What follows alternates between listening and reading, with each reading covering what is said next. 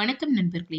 குரல் ஹேமலதா ரமேஷ். இன்னைக்கு நாம பார்க்க போற கதை என் தாரகியே பாகம் 20. ஆடியோ நாவல் குடும்ப கதை. பெண்களின் வாழ்க்கையில் தவிர்க்க முடியாத நிகழ்வு. பிறந்த வீட்டிலிருந்து பிரியும் போது மனம் படும் பாடு சொல்லில் அடங்காது. பெண்களுக்கு மட்டுமே இந்த நிலைமை காலம் காலமாக பழகிவிட்டது. கல்யாணமாகி வீட்டை விட்டு பிரிஞ்சு போற கீர்த்தியோட நிலைமையும் இதுதாங்க. இதெல்லாம் தாங்க இன்னைக்கு எபிசோட்ல பார்க்க போறோம். வாங்க கதைக்குள்ள போலாம். சரணும் பிருந்தாவும் அவர்கள் ஒரு ஓரமாக நிற்பதை பார்த்துவிட்டு, என்ன ஆச்சுப்பா, இங்க வந்து நிக்கிறீங்க என்று சரண் கேட்க, இதுவரையில் அனைவரின் முன்பும் தைரியமாக இருந்த துரைசாமி, என்னால முடியலடா சரண் என்று சொல்லி அவனின் தோளில் சாய்ந்தார்.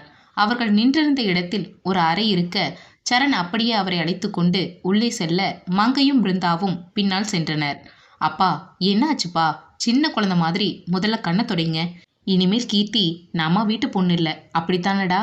இதுக்கப்புறம் அவன் நம்ம வீட்டில் இருக்க மாட்டாள்ல என்று சொல்ல, அப்போது பிருந்தா, மாமா நீங்களே இப்படி உடஞ்சு போனா நாங்கள் என்ன பண்ணுவோம்? நீங்கள் தானே எங்களுக்கு தைரியம் சொல்லணும். அங்கே பாருங்க, விஸ்வாவையும் கீர்த்தியையும் எப்படி சிரிச்சுக்கிட்டு இருக்காங்கன்னு. நம்ம கீர்த்தி எங்கே போயிட போறா? இதோ இங்கே இருக்க ஈரோட்டில் தானே இருக்க போறா. நம்ம நினச்ச நேரம் போய் பார்த்துக்கலாம். கீர்த்தியும் அடிக்கடி நம்ம வீட்டுக்கு வந்துட்டு போவா. நீங்கள் அழாதீங்க மாமா என்று அவருக்கு ஆறுதல் சொல்லி கொண்டிருக்க, மங்கையும், ஆமாங்க, சம்மந்தி வீட்டில் இருக்கிறவங்க எல்லோரும் ரொம்ப நல்லவங்க. கீர்த்திய நம்மள மாதிரியே பார்த்துக்குவாங்க, நீங்க கவலைப்படாதீங்க என்று ஆறுதல் சொல்ல, அப்போது கீர்த்தி ஸ்டேஜில் இருந்து கொண்டே இவர்களை தேட ஆரம்பித்தாள். முத்துக்குமாரும் வாணியும் ஸ்டேஜ் அருகில் இருக்க, ராஜியும் ராஜசேகரும் அங்கிருந்தவர்களிடம் பேசிக்கொண்டு இருந்தனர். சிவன்யாவும் சந்துருவும் கயல் மற்றும் துருவை கவனித்தபடி இருக்க, கீர்த்தியின் விழிகள் தன் குடும்பத்தை தேட ஆரம்பித்தது. என்னாச்சு கீர்த்தி, யாரை தேடுற? எங்க அம்மா அப்பா சரண் அண்ணின்னு யாரையுமே காணோம். அதுதான், இங்கதான் இருப்பாங்க. இல்ல விஸ்வா, எனக்கு அவங்களை இப்பவே பார்க்கணும் என்று சொன்னவளின் கண்கள் கலங்க ஆரம்பித்தது. கீர்த்தி, இப்ப எதுக்கு அலற? எல்லோரும் நம்மளைத்தான் பார்த்துட்டு இருக்காங்க என்று சொல்லி அவளின் கண்ணீரை யாருக்கும் தெரியாதபடி துடைத்துவிட்டு, இப்பவே உங்க அண்ணாவுக்கு போன் பண்றேன் என்று சொல்லி பேக்கெட்டில் இருந்த போனை எடுத்து சரணுக்கு போன் செய்தான். அப்பா பாருங்க, விஸ்வா போன் பண்றாரு என்று சொல்லி போனை அட்டன் செய்து, சொல்லுங்க விஸ்வா என்றான். மச்சான், எங்க போனீங்க? யாரையும் மண்டபத்துக்குள்ள காணோம்.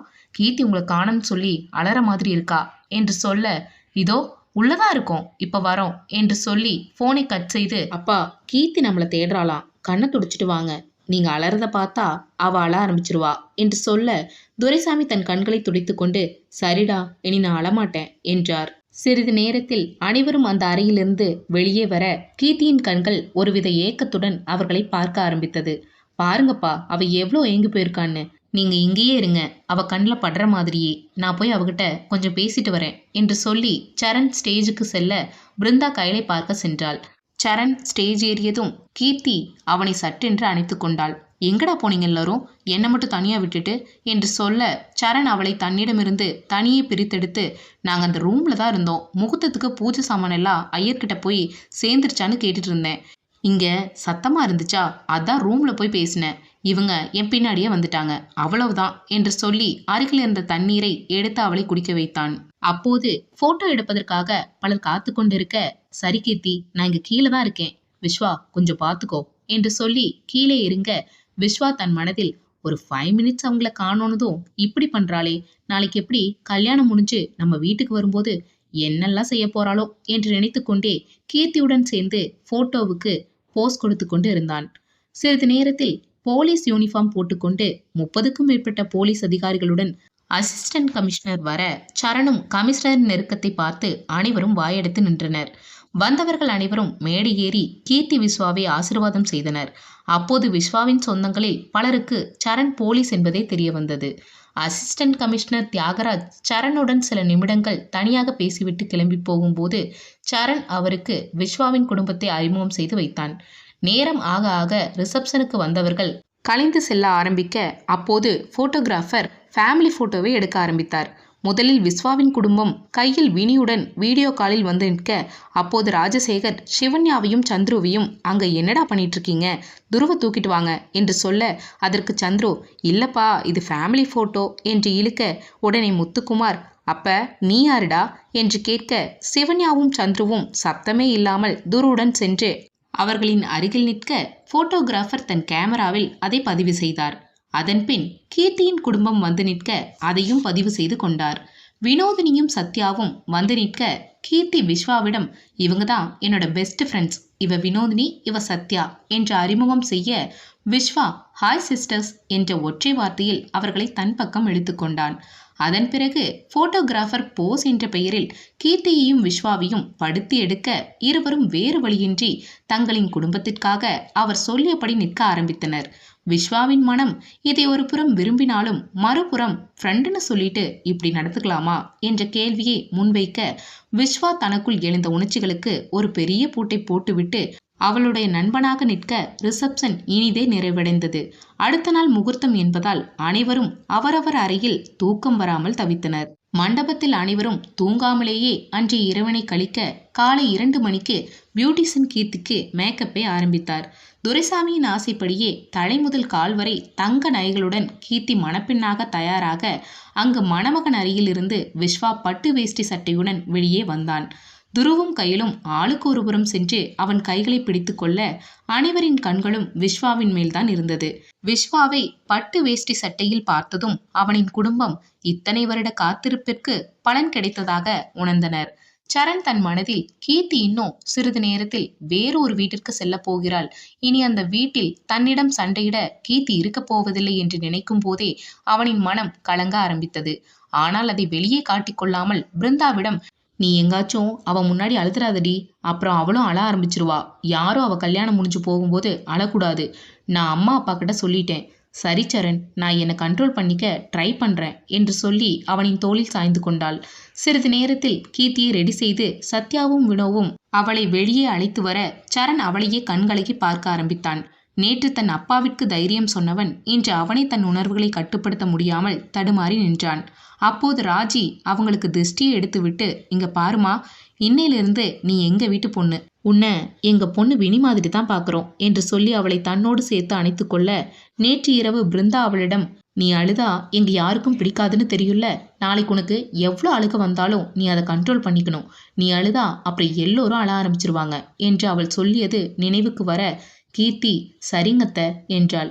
அப்போது வாணி சரிம்மா, நீ உங்க அம்மா அப்பா அண்ணி அண்ணன் எல்லோர்கிட்டையும் ஆசீர்வாதம் வாங்கிக்குமா என்று சொல்ல கீர்த்தி தன்னுடைய அழுகை மொத்தத்தையும் தன்னுள் புதைத்து கொண்டு அனைவரின் காலிலும் விழுந்து ஆசீர்வாதம் வாங்கியவள் கடைசியாக பிருந்தாவின் காலில் விழுந்தவள் அதுவரை அடக்கி வைத்திருந்த அழுகை மொத்தத்தையும் அவளின் தோளில் இறக்கி வைத்தாள்.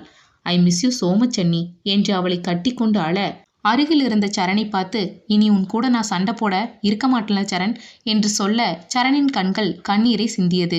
கீர்த்தியின் அழுகையை பார்க்க முடியாத விஸ்வா சட்டென்று அவள் அருகில் சென்று கீர்த்தி எதுக்கு இப்ப அழற, நான் சொன்னது மறந்து போச்சா, நாம பெஸ்ட் ஃப்ரெண்டு தானே கீர்த்தி, அப்புறம் எதுக்கு இந்த அழுக என்று கேட்க இதுவரையில் அங்கு நடந்த ஒவ்வொரு நிகழ்வுகளும் அங்கு இருந்தவர்கள் தந்த அறிவுரைகளும் விஸ்வா நம்ம லைஃப் லாங் ஃப்ரெண்ட்ஸ் தான், நீ எப்போ வேணும்னாலும் உங்கள் வீட்டுக்கு போகலாம், எவ்வளோ நாள் வேணும்னாலும் இருக்கலாம் என்று அவன் சொல்லியதை முற்றிலும் மறந்து அந்த வீட்டிற்கு மருமகளாக போகிறோம் என்ற மனநிலையில் இருந்தவளை நம்ம ஃப்ரெண்ட்ஸ் தானே கீர்த்தி என்று சொல்லி மீண்டும் அவளுக்கு விஸ்வா ஞாபகப்படுத்த அவளின் அழுகை அப்படியே நின்றது. விஸ்வாவின் இந்த செயலையும் கீர்த்தியை அவன் சமாதானம் செய்வான் என்று சற்றும் எதிர்பாராத அவனின் மொத்த குடும்பமும் அவனை ஆச்சரியமாக பார்க்க சந்துருவோ அடப்பாவி, அப்ப இத்தனை நாள் என்னை ஏமாத்திட்டு இருந்தியா, கீர்த்தி மேல இன்ட்ரெஸ்ட் இல்லாதவன் மாதிரி என்று நினைக்க சந்துருவின் மனசாட்சி அவனை கேலி செய்ய ஆரம்பித்தது.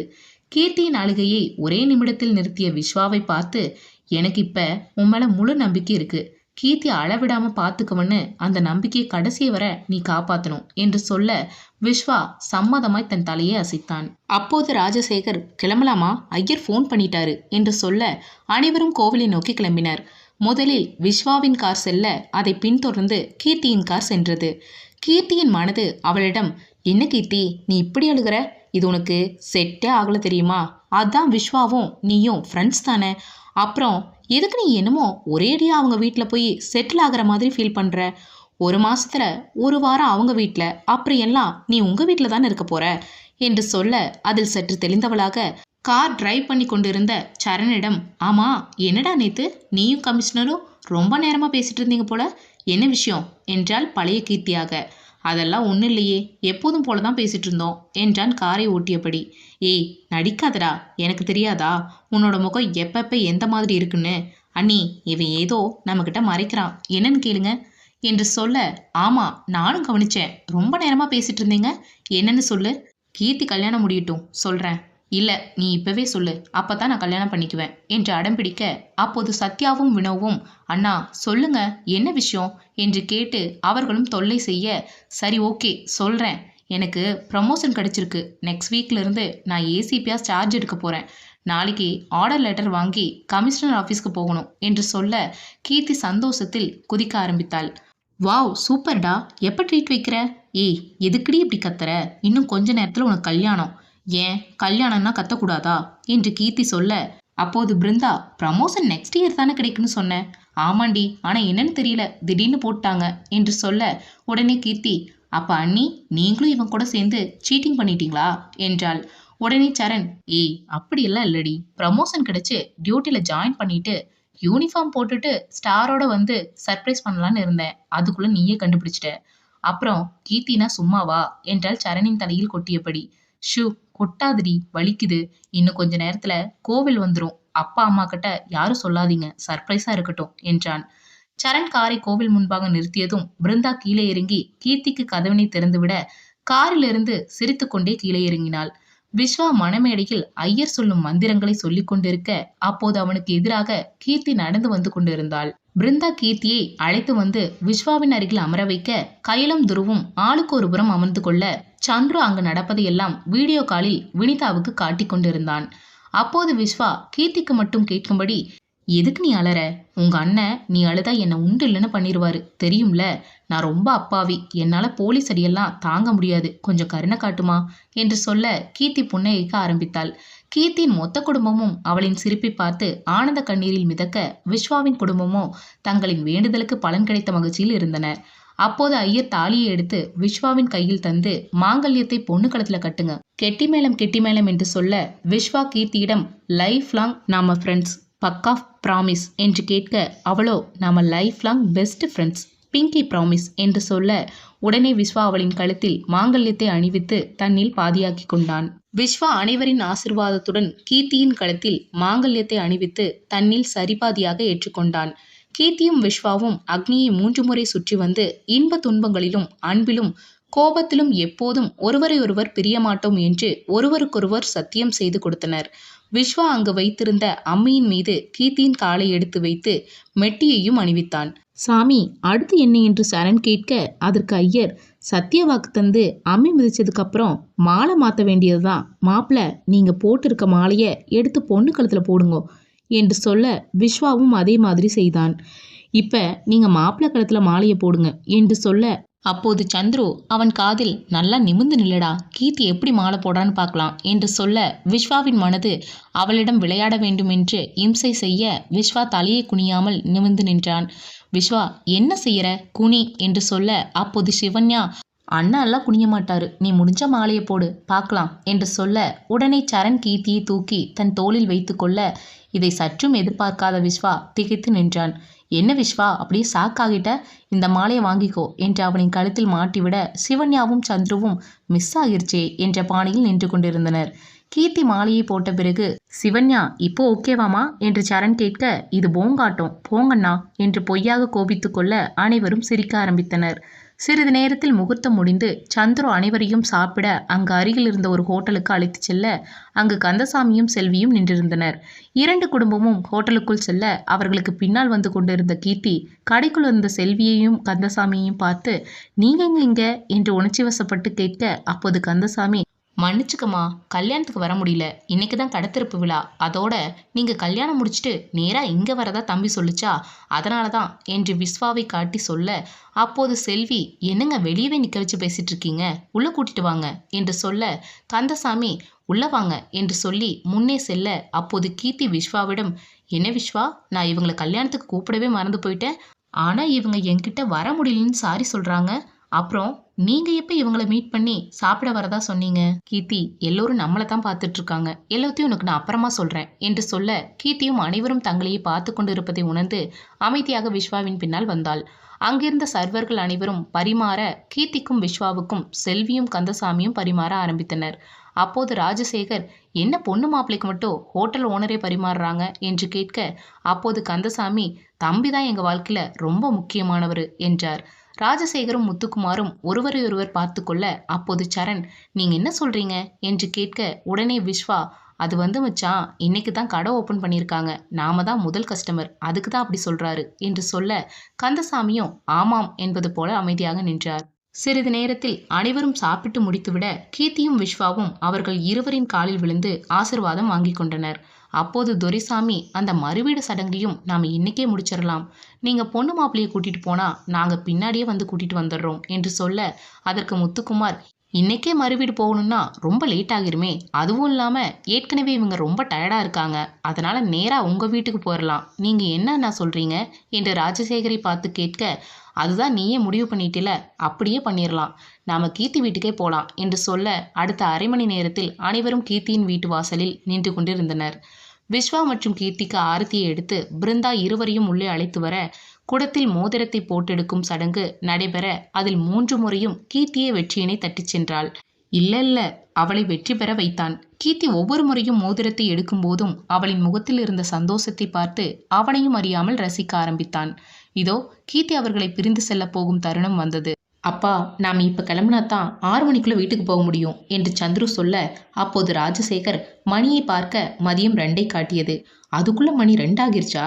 சரிங்க, நாங்க கிளம்புறோம், நீங்க நாளைக்கு வீட்டுக்கு வந்துருங்க, குலதெய்வ கோவிலுக்கு போகணும் என்று துரைசாமியை பார்த்து சொல்ல அவரிடமிருந்து எந்த பதிலும் இல்லை. அப்போது ராஜசேகர் அவரின் மனநிலையை உணர்ந்தவராக, நீங்க கவலைப்படாதீங்க, கீர்த்தி எப்பவும் எங்க வீட்டுல சிரிச்சுக்கிட்டே தான் இருப்பா என்று சொல்ல துரைசாமியின் கண்கள் கலங்க அவரை பார்த்து மங்கையும் பிருந்தாவும் கலங்க ஆரம்பித்தனர்.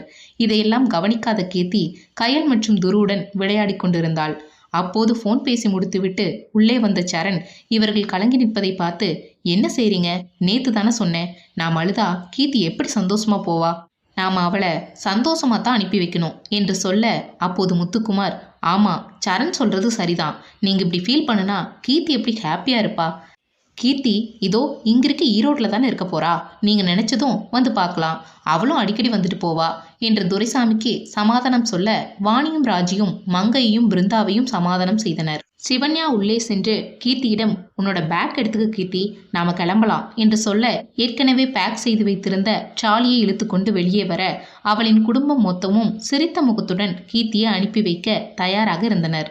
கீர்த்தி ஓடி வந்து துரைசாமியையும் மங்கையையும் அணைத்து கொண்டு, நான் கிளம்புறேன் என்று சொல்ல இருவரும் அழுகையை அடக்கி கொண்டு, சந்தோஷமா போயிட்டு வாடா என்றனர். நாங்க நாளைக்கு அங்க வரோம் என்று சொல்ல அப்போது அருகில் இருந்த சரண், இந்த டல் ஃபேஸ் உனக்கு செட் ஆகலடி என்று சொல்ல கீர்த்தி அவனை முறைக்க ஆரம்பித்தாள்.